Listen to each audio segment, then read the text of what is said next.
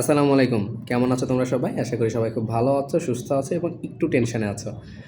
কারণ কিছুদিন পরে ঢাকা বিশ্ববিদ্যালয়ে ভর্তি পরীক্ষা। আসলে ঢাকা বিশ্ববিদ্যালয়ে না একের পর এক এক্সাম, মেডিকেল, ঢাকা বিশ্ববিদ্যালয়, রুয়েট, কুয়েট, বুয়েট, চুয়েট, কুয়েট হয়ে গিয়েছে। সো এত এক্সামের প্রেশার, এর মধ্যে আমি একটু কথা বলতে আসি যে মেন্টাল প্রেশারটা কীভাবে মেনটেন করবে এখন। আচ্ছা দেখো ভাইয়া, তোমার যা হওয়ার তা হয়ে গিয়েছে। আমার কথা কি বুঝছো?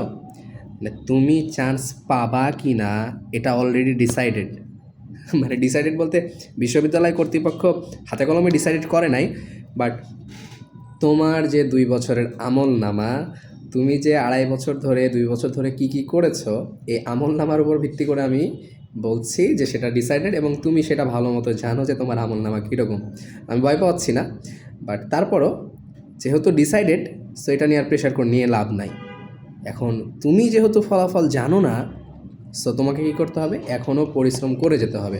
আসলে দেখো, মানে আমি যদি বলি যে আল্লাহ তাআলা তো ভাগ্য আগে থেকে ঠিক করে দিয়েছে, বাট সেটা কিন্তু আমরা জানি না। কেন জানি না? যাতে আমরা শেষ মুহূর্ত পর্যন্ত পরিশ্রম করে যেতে পারি। সো ভাগ্যর জায়গায় ডিসাইড করে রেখেছে, বাট আমরা যেহেতু জানি না, আমরা শেষ মুহূর্ত পর্যন্ত পরিশ্রম করব। তোমার এইখানে টেনশন নেওয়ার কোনো কারণ নাই, প্রেশার নেওয়ার কোনো কারণ নাই। ভাগ্যের উপরে তোমার হাত নাই।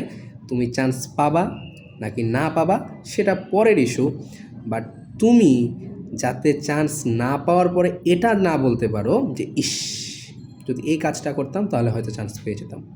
নিজের প্রতি যাতে আফসোস না থাকে। বাকি যে 2 বছর হয়ে গিয়েছে ওইটা নিয়ে তো আর কিছু বলার নাই, ওইটা হয়ে গেছে।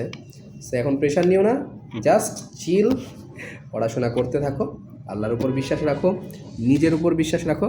আসসালামু আলাইকুম সবাইকে। চান্স হবে কিন্তু ইনশাআল্লাহ।